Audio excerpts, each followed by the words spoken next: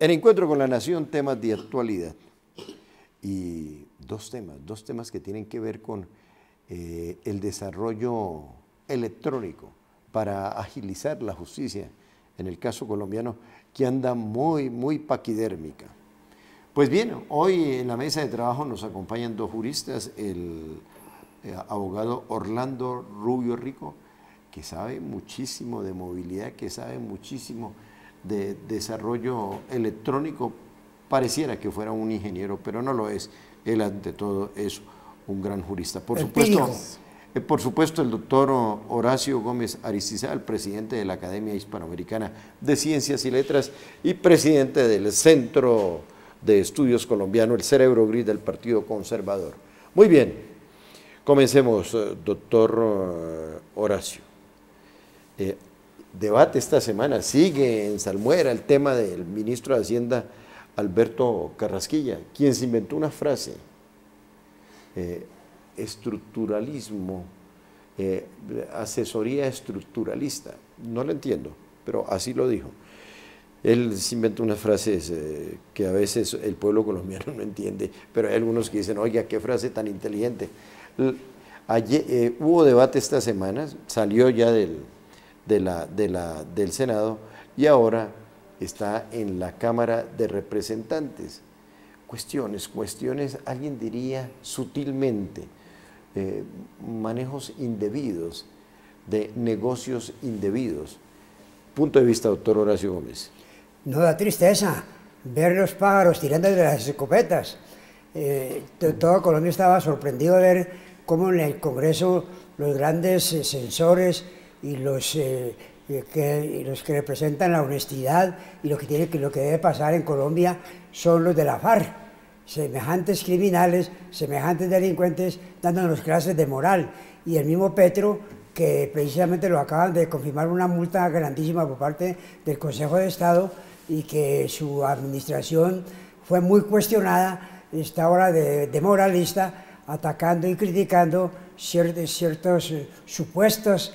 Y sobre todo se demostró que el ministro en ningún momento incurrió en los delitos o las infracciones o en las irregularidades que tanto se le criticaba. De otro lado, cabe preguntar esto, si eso sucedió hace 10 años, preguntamos nosotros qué estaban haciendo los personeros, los veedores, los contralores, la superintendencia, toda esa burocracia que está encargada de vigilar la moralidad de los funcionarios públicos o el contenido de los contratos con los municipios donde se manejan los dineros de la población. Doctor Horacio, yo le hago una pregunta. ¿Acaso opera la justicia para los poderosos, según lo que usted plantea? No, realmente sí opera para los poderosos, porque vemos que hay más de 40 exparlamentarios presos, vemos expresidentes de la Corte Suprema de Justicia presos, luego los de arriba también son castigados cuando hay una actuación oportuna y vigilante, y sobre todo un aporte que yo le he hecho a la justicia colombiana, que es el tema de los infiltrados o el tema de las entregas vigiladas para así mismo desenmascarar y desarticular esos focos de corrupción. Sobre ese tema, yo veo ahí es como una justicia selectiva. Sí, ciertamente hay 40 congresistas privados de la libertad o que perdieron su curul, pero hay otros que tienen unos pecados más grandes y no ha pasado nada. Pero démosle paso al doctor Orlando Rubio Rico. ¿Usted quiere hacer pedagogía sobre algo que tiene que ver con los carteles, precisamente donde se señala al ministro de Hacienda, Alberto Carrasquilla, doctor Rubio? Sí, se ha hecho un comentario y comparto con el maestro Horacio. En la medida que hay una extremada lejura en la decisión que se toma de la moción de censura. Dos aspectos. Extremada lejura. Usted está igual que el ministro Carrasquilla. Estoy empleando las mismas figuras en ya le digo. Extremada lujura. ¿Por qué razón? Lejura, perdón. Lejura. Se fue muy lejos el tema. Lujuria no, lejura, sí. Lejuria podría ser con lo que se hizo en esa situación económica. ¿A qué viene el punto? La Constitución habla sobre ese tipo de emociones en ejercicio del cargo. Los hechos ocurrieron hace 10 años, más o menos se calcula, cuando no estaban ejerciendo el cargo. Vale Le la estoy- pena. Le estoy preguntando, es por unos carteles donde se le señala al ministro, ¿tiene conocimiento de esto? Sí, para allá quisiera ampliar la discusión. En ese orden de ideas, entonces, sus negocios particulares no obedecen a negocios estatales, en teoría. Ya. Pero por medios de comunicación y otras fuentes que se tienen sobre investigaciones muy puntuales sobre él, ha estructurado, como la palabra bien lo decía, decíamos Lejura fue la primera que organizamos, y la otra estructurador y asesor, otros grupos contractuales en el área de la salud y en el área de toda la problemática que tiene que ver con el financiamiento de estos negocios de estructuración de bonos en el exterior. Sueldos de 150 millones de pesos mensuales. Más o menos se ha logrado establecer una conexión, obviamente obran documentos, la parte probatoria, que es muy importante, el rigor de las pruebas. No se puede hacer un juicio de valor o una categorización sin pruebas.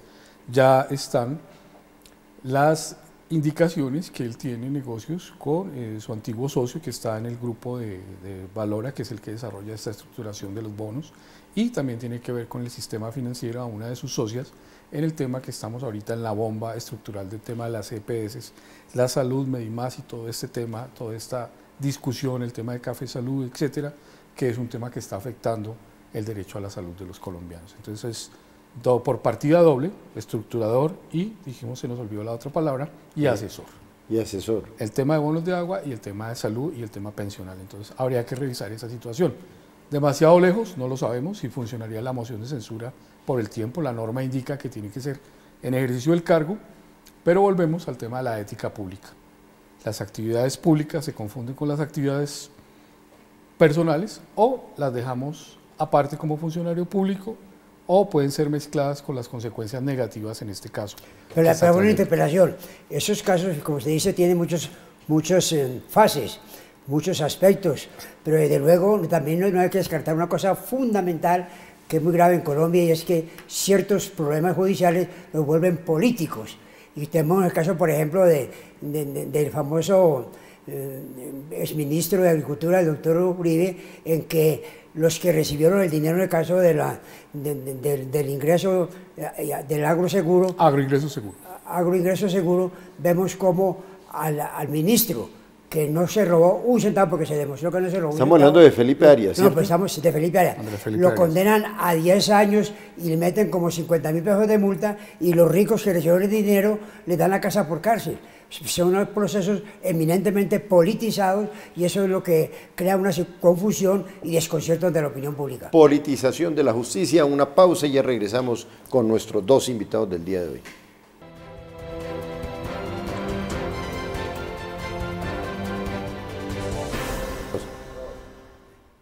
En su cuenta muy consultada de Facebook, el comunicador Fred Emiro Núñez Cruz dice lo siguiente, dice: hay 10.000 negocios represados en las inspecciones y alcaldías menores de Bogotá.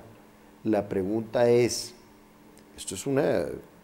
por eso titulamos una bomba en la misma operatividad de la justicia. ¿Qué hacer en estos casos, doctor Horacio Gómez? Es el tema de la corrupción que ha permeado todas las esferas del país. Por ejemplo, se dice que Bogotá en 20 años no ha cambiado, no ha aumentado el número de jueces que venían conociendo de los pleitos. Y en 20 años o 15 años, Bogotá ha pasado pues a una cifra astronómica de habitantes. Hablan de 8, 9, 10 millones de habitantes, y tenemos los mismos jueces de cuando Bogotá tenía 3 o 4 millones de habitantes. Entonces, ¿qué pasa? Han nombrado unos jueces de descongestión por la acumulación gigantesca de pleitos en cada despacho de juez, pero estos jueces de descongestión dicen que no, que están pagando un sueldo muy disminuido o muy inferior al de los jueces titulares o los jueces en propiedad, y entonces hacen huelga y no desarrollan ninguna actividad de descongestión. Y fuera de eso, el Consejo de la Judicatura, que ha sido duramente cuestionado, tienen unos dineros para el manejo de la justicia en Colombia y en vez de crear nuevas plazas y ayudar a descongestionar la justicia, lo que hacen es aumentarse los sueldos y el famoso carrusel de las pensiones y otros actos deshonestos por parte de la misma justicia, la encargada de manejar el dinero para beneficio de la comunidad y sobre todo para la gente del común, que cuando no hay justicia viene el tema del sicariato, la inseguridad y los crímenes que tanto conmueven a la sociedad. Doctor Orlando Rubio Rico del Centro de Estudios Andino, pongámosle una solución a este asunto. Y precisamente Emiro en su Facebook, Fredemiro, plantea el siguiente interrogante y lo traemos a colación. ¿Es la tecnología el antídoto a una justicia paquidérmica y corrupta? En el caso nuestro sí hay que empezar a implementarla, necesariamente es urgente. Tenemos dos experiencias muy valeras en América Latina. Tenemos el caso de México, que se denomina el expediente digital, 100% el expediente administrativo digital. Significa esto, como bien lo nota el profesor, que la operatividad ya de la justicia, o sea, el acto manifiesto de la justicia, que es ir a, digamos, a una diligencia de restitución, lanzamiento, etcétera, el código, ya el funcionario público, llámese juez o inspector, acompañado de la justicia, lo puede ejercer, la función del Estado. Hay justicia, hay equidad, hay transparencia y se logra que el ciudadano entienda que su Estado está operando. Pero cuando no opera la justicia, no opera, el ciudadano tiene que buscar medios alternativos no honestos. ¿Cuáles son? Justicia por propia mano. Pero le cuento una cosa, doctor. Desgraciadamente la tecnología con esa creatividad de la mala fe en Colombia y sobre todo en el trópico, vemos cómo las manipulan los cerebros, esas máquinas, esos instrumentos para agilizar, están manipulados dolosamente por cerebros criminales. Ahora, la pregunta es, ¿cómo evitar eso que ya está planteando el doctor Horacio Gómez? Sí, no, ¿por qué? ¿Por qué sí? Porque sí, porque la tecnología se ha desarrollado tanto en tantos países, es decir, por el hecho de que alguien cometa una pena con un sistema básico, usted lo habla particularmente, por ejemplo, sistema de reparto de expedientes en Bogotá. Usted asigna su gaveta, su expediente, le dan una fichita en una base Excel y en una plataforma muy básica. Esas plataformas ya no se deben usar, están fuera. Hay una, permítame, maestro, hay una que se llama IBM Watson, ¿sí?, que es la tecnología que está supliendo todo el desarrollo a nivel mundial sobre abogados y desarrollos de justicia electrónica. ¿Qué significa? Esto es una plataforma que se llama blockchain, la cual significa que usted no la puede hackear, alterar, adulterar o desarrollar. Es un modelo de inteligencia. Hay otra plataforma mayor que se llama el de Justicia Rose. ¿Quién la está utilizando ya para nuestra información? La está utilizando la Fiscalía General de la Nación, ya la compró.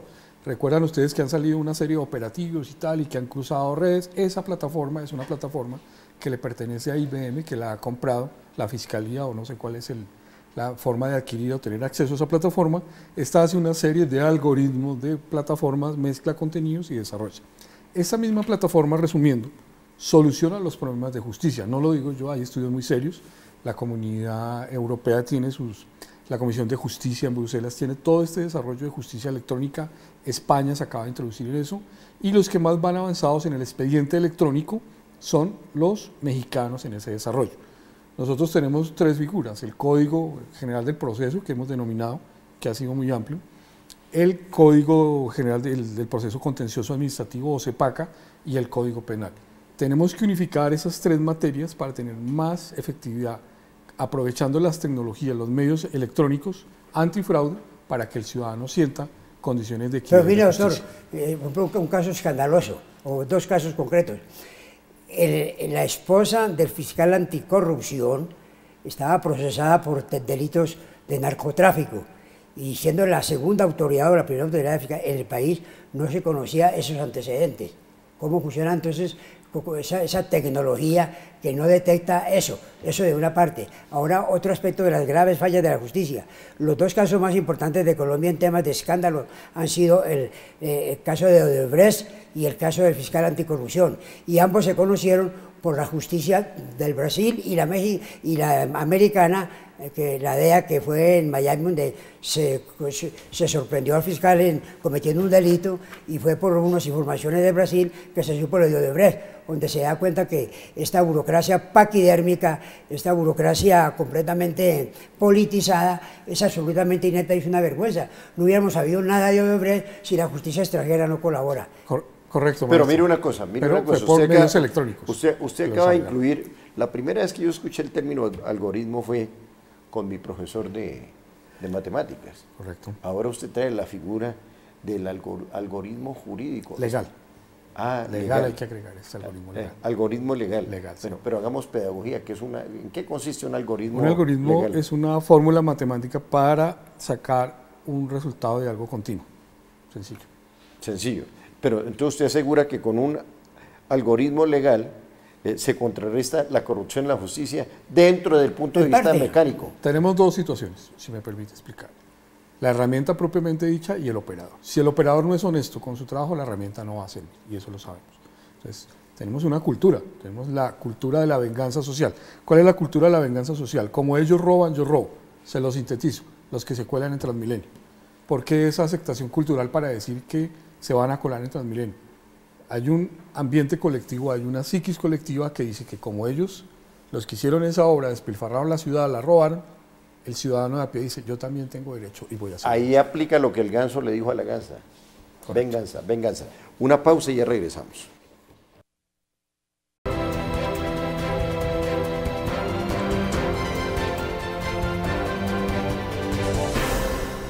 Mire, pero estamos hablando de corrupción en la justicia, pero el anterior fiscal, ayúdeme, el tolimense, doctor Horacio. Doctor Montealegre. El doctor Montealegre.